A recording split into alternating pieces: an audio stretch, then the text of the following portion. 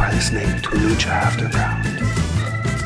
Oh, hey everybody. Welcome to another episode of Lucha Afterground, the premier Lucha Underground after show. My name is Max. To my right, as always, Travis. And joining me and Trav is Big Kev. Big Kev. So guys, here we are, our regularly scheduled, back on track. Right on time. Back on the wagon. That's right. Our viewership was cut in half by not being on, by missing a week. But that's fine. We need a challenge. We're going to get you back. That's right. So let's just jump right in. I can barely remember the previous episode. I had... we did kind of rush through it. I wanted to mention quickly that Puma Pentagon match had a really, really cool finish with Puma pushing his shoulders up at the last second. And I did give it 3 1/4 stars. It didn't make the thing. But I just want to make sure that those snowflakes are accounted for. Okay. So props to that last match, which we probably skirted over because of various reasons. Just be a man and admit that you're a piss tank. You were hammered. I wasn't that bad. I did better than I thought, actually. I had a lot of fun. Oh, yeah. It was great. Okay, so actually, before we get this, did you guys get a chance to read the latest Lucha Underground comic book that dropped on the internet? No. I know that it was Pentagon Vampiro-centric. Am I right? It's true. And actually had a very similar tone to the Disciples of Death comic that came out earlier, because it was basically just scenes of Vampiro and Pentagon Jr. combing the streets, like killing people. My goodness. I know. Well, to be fair, Pentagon Jr. just breaking people's arms, but Vampiro at one point bit a guy in the neck and presumably killed him, like a vampire would. Mm-hmm. Or turned him into a vampire, possibly. Maybe. Is that how that works? Yeah. It depends. But you give them a choice. The opening to this episode was very similar, because it gave us a lot of backstory to the relationship between those two. Mm-hmm. Mm-hmm. Really good voiceover with Vampiro and Ian Hodgkinson going back and forth, or at least talking as though they are two different characters. Mm-hmm. Really put over the viciousness of Pentagon Jr. and says he's going to get what he deserves. And the deliciousness. He is deliciously evil. And it shows that old picture of Katrina, which makes me think she is not all that she seems. Well, I think they later on in this episode, I think they are the most explicit with her supernatural powers than we've ever seen them before. And this actually, that scene, which is near the end of the show, and the comic that the Vampiro, that fills in sort of the gaps in the Vampiro and Pentagon Jr. relationship. For me, I think and I mentioned this last week too, I prefer it when they don't give us all the details. Yep. When they sort of, here are 2 dots, we're going to let you connect them. Mm-hmm. But now they've gone in and they're retroactively connecting dots from last season, and it sort of takes something away from me, because there was some mystery there that is no longer there, and I don't know if it really needed to be, made explicit. But I think with that Katrina picture, that's a whole new kind of mystery happening there. Oh, that's a good point. Yeah. Yeah, that they're sort of here's a new dot. Here's the 3rd dot. Mm-hmm. Yeah. So even if they are knocking down dominoes, they're putting some other ones up. I hope so. So we get this cool little package with about Vampiro, and then when they cut to him and Matt Stryker in their announcer roles, what is Vampiro wearing? The most hipstery dog shit frames. They're just kind of nerdy glasses. He looks like he's trying to look smart. He looks like he works at a Brooklyn library. Yeah.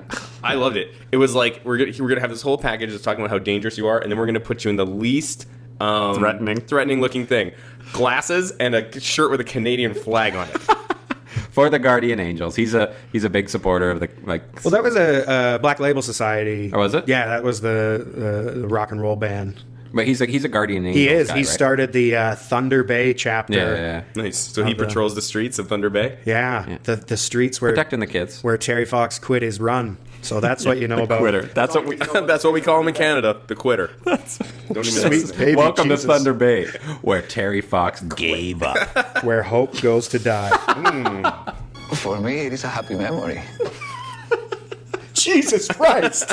Dario Cueto, that is inappropriate. That man is a Canadian hero. All of our listeners are probably in the States and have no idea. Terry Fox. They should know Terry Fox is well known. I don't think so. If you're 45. What? No, in Cuba, he's huge. Are you serious? That Terry Fox run, that's the second biggest place in the world. The Terry Fox runs are big all over the world, but other than Canada, Cuba is where it's huge. Oh, who knew? Little known fact. So, Vampiro is dressed up like a Main Street hipster, and then we get our first match of the night. We learned that there's going to be 4 matches today. That's exciting. Oh yeah, there you go. So it's a 4-match app. Yeah, there really wasn't a lot of backstage stuff compared to earlier episodes. It was pretty much all in the ring. So the first match of the night is Jack Evans versus PJ Black. Kevin, Uh-huh. what are your impressions? I thought it was great. He came out and he cut a great promo off the top that rhymed almost the entire way through. He kind of gave up on his rhyming halfway through, but it was fantastic. What was the great line? He had one specific line. He stole the mic from our beloved Melissa Del Santos, and then he finishes off his promo with this. That's how you do your job. right in her Yeah, face. it was great. But does anybody remember what the line that I'm fucking popped for? He called them a bitch. No. No, You're he thinking said of he had like a rhyme. Oh, a I give haymaker. Oh, I give haymakers to the naysayers. Yeah. Because I'm the Dragon Slayer. Yeah. I really like that Dragon Slayer moniker for him. That's going to be his main arc, I think. At least for a number of episodes here. I think him and Drago. Me too. And one thing I really liked about him, and I think all good villains have this, where they're the heroes of their own stories. And did you notice in that part he says, "I'm the hero you didn't know you had." So he is, in his mind, he is delivering something to the crowd, right? Sure. Oh, I love it. It was really good. Yeah. And then we get PJ Black comes out. This was, in my mind, I mean, we've only seen him wrestle twice, but this was, I think, his best performance. Yes. He had a couple of great moments. The eye poke I was surprised by, but I found it enchanting. That's when we learned Hold that. on. You found it what? Enchanting. The enchanting eye gouge of PJ Black. The enchantress PJ Black. That's what I learned that triple handspring into an eye gouge is deliberate because it was kind of turned on him because I thought it was a botch last time. Fucking rube. Yeah. Trav's a Such rube. Yeah, exactly. Again, really good overselling from Jack Evans. I know some of the... I have been listening to some of the other pundits out there, and some of them have issues with his overselling, but I love it. I think it's great. Or are you talking about one of the other Lucha Underground podcasts? Yeah, I'm not talking about the... We don't care what No, there's they some... say. There's, Do your job. Yeah, that's how you do your job. Who do they work for? They work for me. The timing. Do it The again. timing. One more time. But who do they work for? That's what I want to know. For me. There you go. Goddamn right. you mentioned Jack's heel work. Again, great. Really good pace early, really fast. PJ... showed really great core strength. I thought he was like a... Yes, like the deadlift Germans. Yeah, that he- a deadlift German, and then a sequence into that delayed vertical suplex as Right. well. That wasn't there, or at least wasn't showcased when he was in the Fed. But that was good to see. And then interrupting the match. Not on purpose. He's just perched up. He was just there as an observer, as a casual observer. Right. Wearing his casual Friday casual clothes, an actual cow's skull with, well, I guess it wasn't a cow because it had some sort of like antler, like antelope. a goat, some satanic ritual, Like an like ibex, some African ibex skull. and nunchucks. Was Drago Shirtless. Yeah. Drago? Drago. Shirtless as well. Yeah. That's right. I'm just here. Shirtless, wearing his Bohemian Grove orgy mask. Bohemian Grove. Boom. For me, it is a happy memory. Max is really stoked. He's got some new drops. For That's us this right. week, That's right. so- I'll try not to. for all overuse. of us. Yeah. So one thing I really love too, how Jack Evans just like threw a water bottle at him. Yeah. And the crowd's like, ooh. Yeah. That was so Reminiscent of a young Hurricane Helms. There was Hurricane Helms almost got fired from WWE before he made his debut because they brought in all the WCW guys to train in a ring in Connecticut, and Hurricane Helms got into an argument with Buff Bagwell and threw a frozen water bottle at the back of his head and split his head open. Ouch. Yeah, so Jack Evans is Giving a shout out. That's Giving a how shout That out. was a reference. deliberate. It's a deliberate reference.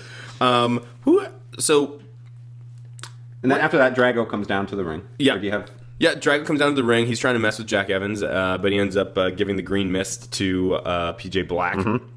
So that causes a bit of a schmoz.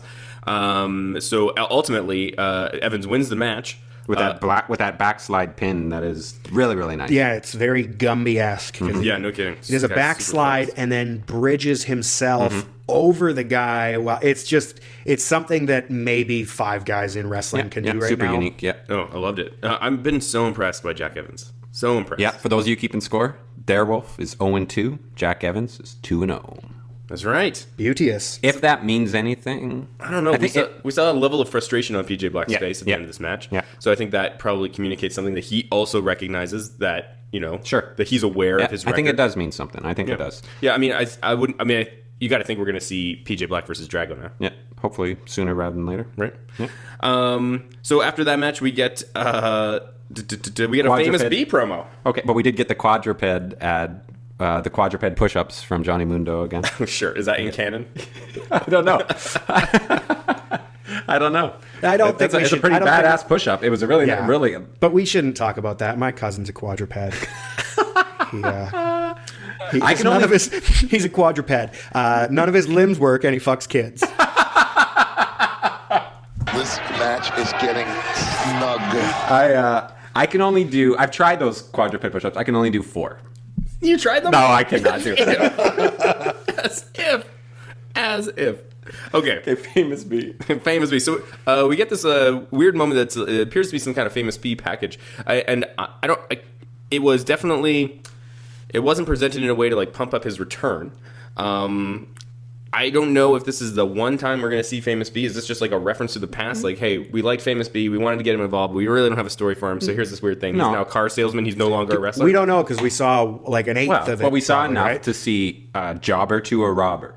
So that shows me that if he was just out there losing all of last season, now he's going to be something else. I thought it looked pretty awesome. I thought the look of that. They're really good at just taking on different aesthetics for some of these vignettes and flying with it, right? Yeah, it had a cool like low like Betamax kind of feel. Yeah. It was super cool, man. Yeah. So Famous B anticipating his return next week, most likely, or in the coming weeks. And then we get Killshot versus Cuerno, not for the Gift of the Gods Championship. So immediately you got to assume, I know I did, that Cuerno's going to win. Yeah, that's the first thing I wrote down was Cuerno needs to win this match. Forget about you're hoping he's going to win. He needed to win this match. Well, I don't know if I was hoping. I would say this is just sort of like, it just felt like there was no stakes. Yeah. Because as much as I like Killshot, I just don't feel like he's a player in any sort of narrative, at least at this point in the season. So what the chances of them putting him over, I mean, that would be a pretty big swerve. So I didn't see it coming. So I kind of felt like this match, because there wasn't any stakes, it lost a bit of an edge for me. But that's me. There were stakes, but it was just that they had to build up the Cuerno character again. And Stryker mentions the Phoenix beatdown at some point in this match, and that reminded me, Cuerno, at that point I'm like, Cuerno is going to win this match. So you can't keep burying a guy who's a key player at this point in the story. But why bury a guy who has ovaries tattooed on his upper back? That's what I'm saying. Listen, there was a great shot. Trav missed it. Right at the beginning of the match, Killshot standing in the ring before the match starts, and you can see his upper back tattoo. It looks like ovaries. We'll try to find a picture and put it up on Twitter, unless somebody else could find one for us, which would be much more efficient for us. Help us out, guys. Yeah, For please. Max. For me in particular. So Cuerno goes over and then decides to give a after match beatdown, and then who pops up is Phoenix. Yep. To be anticipated. Okay, so Cuerno goes over. Phoenix interferes at the end, or doesn't really interfere. Comes in to save Killshot. I mean, it was fine. And then we move quickly on to Tejano versus. He was billed from being from California. Right, yeah, Tejano. So the Texan is from California. But he's also from Mexico. So the Mexican. We could I don't know. fill in these blanks probably if we really wanted to. But again, we'll leave it to the listeners because we like guessing. We like guessing at some of these things. I don't know. I just want to also give major props to Chavo's poncho. God, that poncho is major. Yeah. Love it. I like Chavo a lot. Yeah, I mean, in this, how old is Chavo now? Can you do that quick search for me? How old is Chavo? I don't know who that is. Are you talking about Chavo Guerrero? You fucking Canadians. People are going to think Canadians don't know how to talk. Ooh. All right, Travis, don't worry about it. I hear that all the time.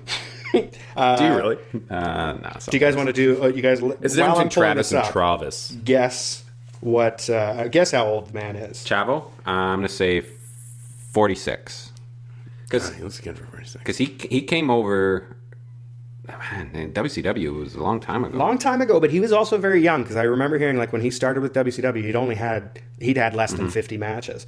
He is. I'm gonna say 49. Whoa! Come on, guys. 45 years old. That was pretty Okay. close. Yeah. But I overbid, so I lose. Price is Right rules, guys. Always. That's good. So Tejano has to go through a gauntlet match against Chavo and Cortez And the rest of the crew. and Mr. Cisco. So it's a gauntlet match. Yeah. Cisco is immediately eliminated. Yeah, a super kick squash. Even before that, there was a Cisco sucks chant. You could hear it. Oh, God. And I thought the second when I got to watch the second time with you guys, and I was wondering, do they sell Cisco tube socks at the merch tables? Because he's got nothing. Here's what I'm thinking: like, if they want to do something for Cisco's character at this point, he should find Dario and offer himself up to Dario's brother. That's the only thing that he could do of note right now. No. Because This he's is what you just do. filler. This is what you do. Cisco somehow discovers that Cortez is an undercover cop, and then Cortez has to like kill him or something. Or Cortez has to sell his socks. Or how about this? Check this out. Leave him as his status quo until next season, and then have it revealed in a vignette that he's been working for the FBI. Yeah. Kevin rolled his eyes so hard. I'm surprised it didn't pick up on the mics. Well, I just don't understand why he would work for the female body inspectors. Does that know what that stands for? That's what every shirt that I've seen. Gracias. Thank you for bailing me out of that fucking really bomb. funny. That's Should have really a, funny. Fuck you. You should have a car crash sound for that. So we got so Tejano works his way through Cisco super quick, takes out Cortez next, and then Cortez was not bad. No. This made me think that I had heard one of the other podcasts, one of the lesser podcasts that we've listened to, or that I've listened to about Lucha Underground, mention that there's a really interesting dynamic now that the crowd and the announcers don't know he's a cop. And that is entirely unique to Lucha Underground. To have that... I had that same note independent of any other motherfucking podcast. Any other dog shit podcast. You do your job. Any other dog shit podcast that has not gone from jobber to robber. So that's interesting. Like that crowd's, they're cheering things on, but they don't know the idiosyncrasies. Exactly. Did I say that right? Jerk face? I don't know. I only created- know how to correct names. In typical wrestling, there are two different realities that an audience member has to reconcile. There's kayfabe, and then there's the production. Yeah. Right. Lucha Underground has created a third one, because by not having the audience who's in the ring be aware of any of the vignettes Outside of the ring. outside of the ring, The audience. it means that the audience who's there is experiencing one reality. Yeah. There's the production, which is always in the back of everybody's kind of mind, and then there is the television audience who's experiencing a different one. It's pretty cool. It is new territory Yeah. for sure, and it's funny that Cortez is like the guy. Cortez, I guess, and Joey Ryan are the characters who are really like the in the center of it all. So good. Yeah, I think it's pretty cool. Also, did you notice at the end when Chavo wins the match, when he demands that Cisco and Cortez raise his hands up, Cisco does it, but Cortez quickly pulls his hand down as they walk away. I did not catch that. That's right, because The little things. he's actually Detective Reyes. Yeah. Mwah. It's like a fine wine, guys. I liked when Vampiro gets like really serious and just like it's almost like a shoot talk. He's like, he's a coward, you guys. It's just the way I feel. It's just the way I feel. I don't understand Vampiro's approach to commentary. I'm sure he doesn't either. Another one It's of the genuine. Like, he's just a guy standing in a field with a butterfly net and sentences are flying by, and he just snags one and then chews it up and spits it out. Kind of. Yeah, I'd say that's a No, pretty that's good literally what he does. Remember, you hear a same old shit chant from one asshole in the crowd at one I point. missed that. It was Who the really fuck weird. said that? It was, I don't know, it was During when what match? Chavo was working. It was probably some old Some WWE asshole. God. snark who have way too much power there right now. Another reason why I was asking about Chavo's age is he took that huge big back body drop there. That how old did we say he was? 45. 45, yeah. That's not bad. Yeah. In 1970. So after the, I guess, where do you think, is that feud going to continue? Is Tejano versus the crew? Is Chavo part of the crew? I don't even really know. And who eventually comes in to help Tejano? Or is he just a lone Well, maybe Lobo? Joey Ryan. Maybe. Who did he wrestle in the previous match? It'd be pretty good if Joey Ryan and I can't remember. I can't remember. It'd be pretty good if must have Joey been a great Ryan. match. It'd be pretty good if Joey Ryan and Rios had to fight against each other. That'd be pretty cool. Oh, I'm sure that's coming at some point, for sure. I hope we get a little more of their backstory soon. So after the Tejano gauntlet match, which he loses, we move into a nice vignette. We finally get to see Dario Cueto. It's been 2 episodes. It's been too long. Too long. Yeah. Maybe 3 episodes. Yeah. My God, with such a short little vignette, incredible. And his vignettes have a new dimension to them, because I saw Matt Stryker's AMA on Reddit Squared Circle this week, and he was asked about Dario Cueto, and he said he smells terrific, and that before he comes in the room, you know he's there because you can smell him. Wow. And that sounds good. That sounds good. Like, that sounds like Gracias. You're welcome, sir. You could almost smell it there. Yeah, I mean, this is the guy that we work for. Like, what are we? They work for me. That's correct. And you For talk. me, it is a happy memory.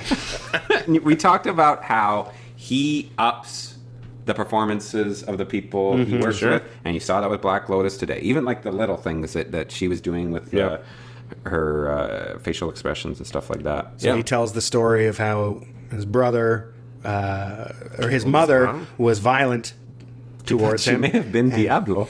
She may have been Diablo. And she would beat him, and one time he stood up and he said, "No mas." And she came after him with a hot iron. I love that as a I choice think of he said weapon. hot iron, because he might have said hot iron, and I'm not exactly sure. We don't what that speak is. Spanish. Who No. knows what it means? So we think it was a hot iron, but and he said his brother grabbed That Red Bull. hardwood bull and beat the mom. Not a can of Red Bull, the actual Red Bull. Yes. That was the last thing he picked out when he was like kind of busting out of the temple at the end of season 1. Like it was an important thing. Like, oh, I need this. I need the thing that killed my mother. It's very sentimental to me.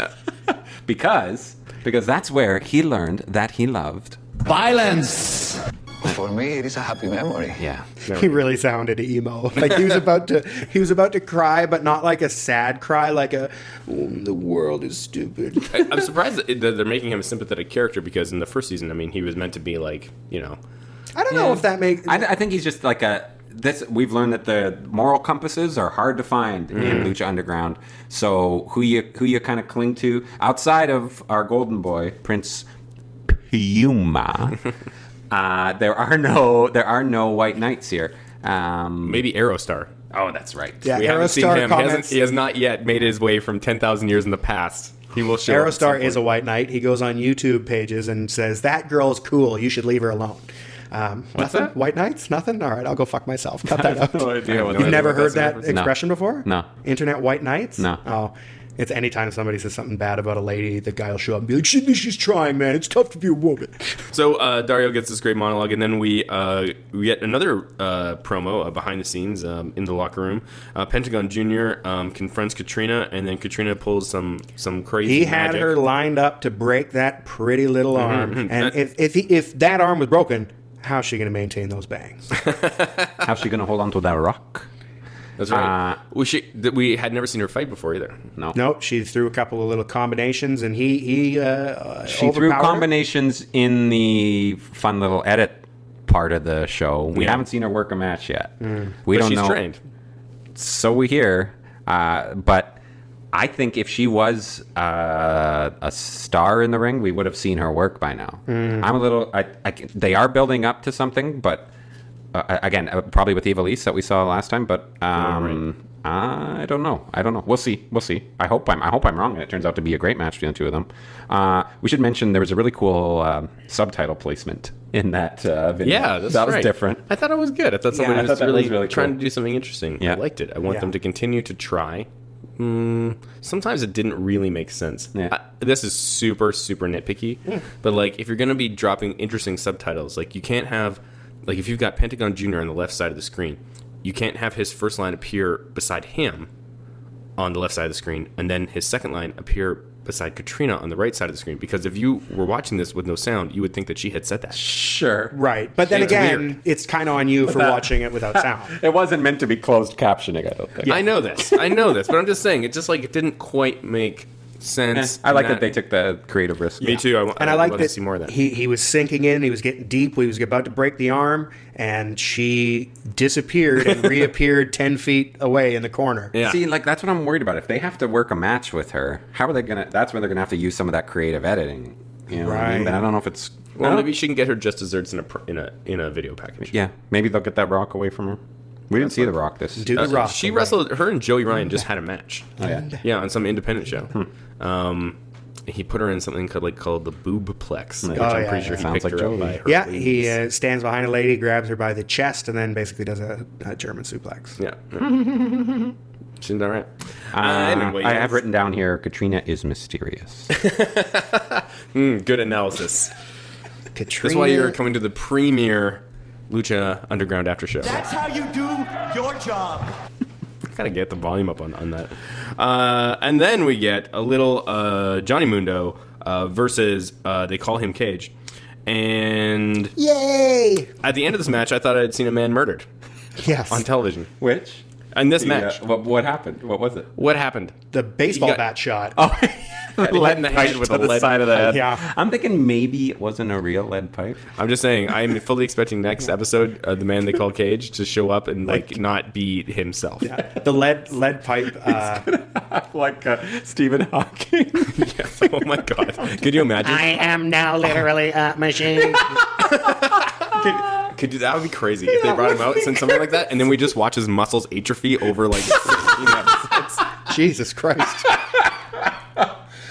Oh, it's a dark week on the Afterground. This match is getting that is devotion to the character. That would be We incredible. really Christian are Bale. against limbs this week. Like Terry Fox, the pedofucker, whatever it was. I don't know what Jesus. that had to do with limbs. I thought this was fun. I thought Cage's music starts with "Oh shit." I don't know why you thought that. Yeah, no. It's so clearly, I'm a machine. I'm a machine. That's what it sounds like.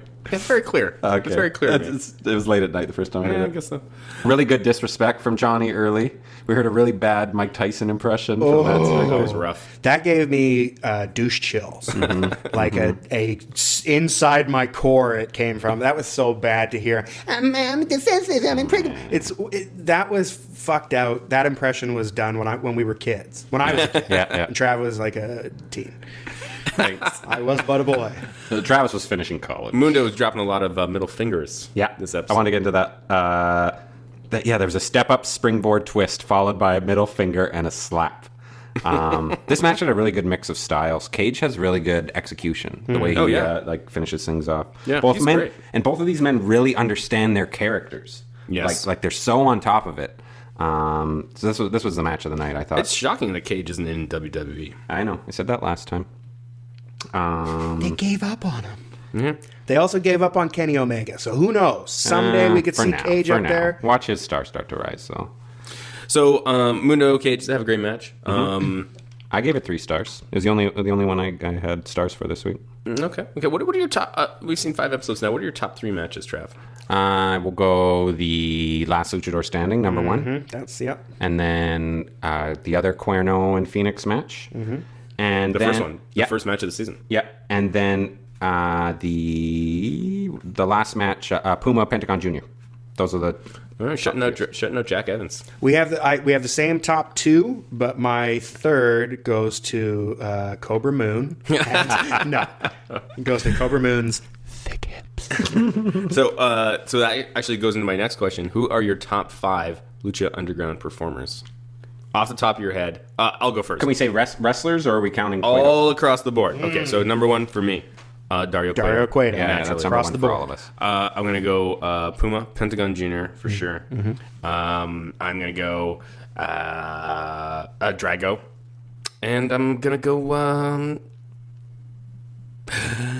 Jack Evans. Yeah. I'll take the same 3, but I love Mundo. I'm a big Mundo mark, I said today. I think he's had both of his matches, or he's had 2 or 3 matches now. They've all been good. Yeah. And then probably... Oh, wait. I got to put Phoenix above somebody, right? Phoenix is in there somewhere. Phoenix I didn't even mention Cuerno. Yeah, he's great too. But if we're talking wrestlers, then Phoenix and Cuerno make the top 5. I would still put him over your boy Evans. Evans has been a great surprise and like really awesome to see his character develop. I like him, but I don't know that he's my boy. You were giving him shout outs before he showed up. That's true. That's why I call him your boys.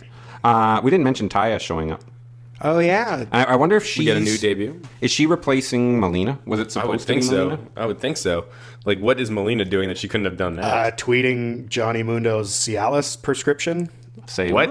Yeah, she tweeted. I guess they're a very dramatic couple online. I didn't know about this, but somebody posted on Squared Circle a bit of a history lesson about the two of them. Oh, no. And I guess they're a makeup and breakup kind of couple. Oh, and their most recent beef, she got pissed off and tweeted a picture of a bottle of Cialis or Viagra that had his name on the prescription, which is so petty. Who Johnny gives a Mundo? damn? Did it say Johnny Mundo, though? No, it said Jonathan Hennigan or whatever his name is. Jeez. My name is Jonathan Hennigan. Why didn't he go with that? Yeah. I watched Melina wrestle on an old WWE pay-per-view recently, and her pants were like flesh-toned. Yeah. And she had a cross right where her cooch should be. Yeah. It was Distracting? Sounds like yeah. It ruthless was like, aggression what era. what am I watching? Yeah. It was horrendous. We didn't hear your top 5. Take Dario out of the equation. Dario, we all know, is like he's the best. So Dario's, give me your top 5 wrestlers. In no particular order, it would be Cuerno, Pentagon, Puma, Jack Evans, and the last one's tough because there's so many good guys that I really enjoy, and I know that he doesn't lotion his back properly, but I really enjoy the Mac. I love watching the Mac work. I love because it. he's only worked the one match. No, he had 2. Oh, we didn't get any sexy star in this either. No, they left it with her like walking down like stumbling into the temple. There's You'd a lot think of stuff that we was didn't a get. lot of stuff was going to pop up. But they got a lot of arcs started, so they can only touch on so many each week. I actually thought that Taya was going to be Marty the Moss' sister. Oh, But I guess but not. no, she's just a gal with brutal tights and hair. Yeah, But she can work. I don't know how to interpret that. She can work, right? From what we know, she must be. From what I know, she's good. Yeah, She's beloved in AAA, from what I know. And those running knees to the face we were saying looked really good. looked great. She hit Cage was laid out like as if X-Pac was about to hit a Bronco Buster, and she hit a running, diving double knees to the mush. Yeah, that was a beautiful. really good finish to that match. I mean, the post match stuff. It's good when they were just kind of, you want a massage? I love the moonwatch. That out. He's having a lot of fun. He's loving his job right now. You could tell it shows. It shows every week that he's out there because I feel like he's one of those guys because I would imagine that WWE still wanted him when he left because he had so much gas in the tank. He was still popular. So he walked away, and it feels like he was one of those guys that just kind of got burnt out on being on the road 300 days a year. And now he's loving life. He does parkour in the afternoon, and then he goes to the temple at night. And the quadruped push-ups. That's right. Does a lot of quadruped push-ups. Oh, I've got Guys, a joke about that. Oh, never mind. We're at 40 minutes, so let's wrap it up. Next I'm hoping we're going to see Aerostar. We're going to see Sexy Star. We're going to see all the stars. I want to see Marty the ladder Moth. match. We will see the ladder match between Phoenix and King Cuerno. We know that. Want to see what happened with Sexy Star. Maybe we'll see the Mac as well. Second sexiest star behind those hips. Yeah, and actually Cobra Moon is probably due for another match. So lots could happen. One of those competitors is going to be left by the wayside. And anyways, look forward to that. Anything else you guys want to talk about? No. Kevin, how you feling? I feel rough. Yeah. I'm a little sore. Yeah. I had a bit of an incident last night. Oh, that's right. Oh my God, Kevin, what's your? How can people find more information about this? You can go to Banner Comedy on YouTube or look up Ladies' Choice Attacks Ravenous Randy and Kevin Banner. We're doing a little comedy-themed wrestling show in here in Vancouver once a month called Ring a Ding Dong Dandy, where we show funny wrestling clips and then 2 comedians sit there and kind of make fun of what's going on the screen. Local pro wrestler Ladies' Choice was a little bit upset that he thinks that we're making fun of professional wrestling, and we're not really. Like, we're having fun, but not making fun. And he told me, I went to promote it on ECCW's show a couple weeks ago. He came out and told me if we did the show, he would show up and kick somebody's ass. And he did. He fucking punched me in the face and threw me headfirst into the wall. And you can see it on YouTube. My head went through the wall, my head and hand. So I've got bruises on my head, my hand, my knee. And yeah, I'm not feeling great. Well, I'll throw the audio of it up after this. That'd be great. Randy stepped up for you. And Ravenous Randy saved your life, some might say. Yeah, he came in and pushed Ladies' Choice away, and and got him outside. And when he came back in to check on me, Ladies' Choice, like the son of a bitch bastard that he is, ran back in and hit him with a chair. So he laid us both out and took off into the night like a coward. So. Yeah, it was a very, very intense ending to our comedy show. All right, so we'll sign off there. Sure. I'll lay down the audio as soon as our music is done. So have a great week, everybody. See you next time. Bye. Adios.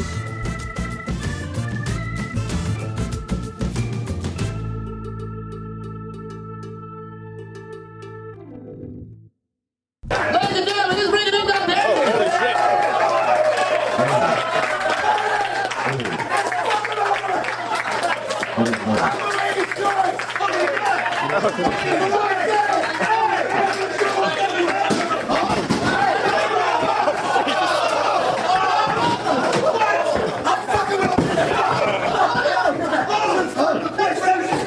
There's also a wrestler.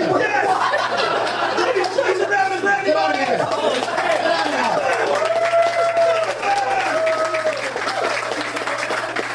Oh, no. We spent hours on those.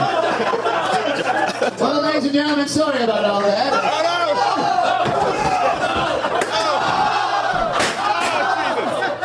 That's what you get! Fucking with progress!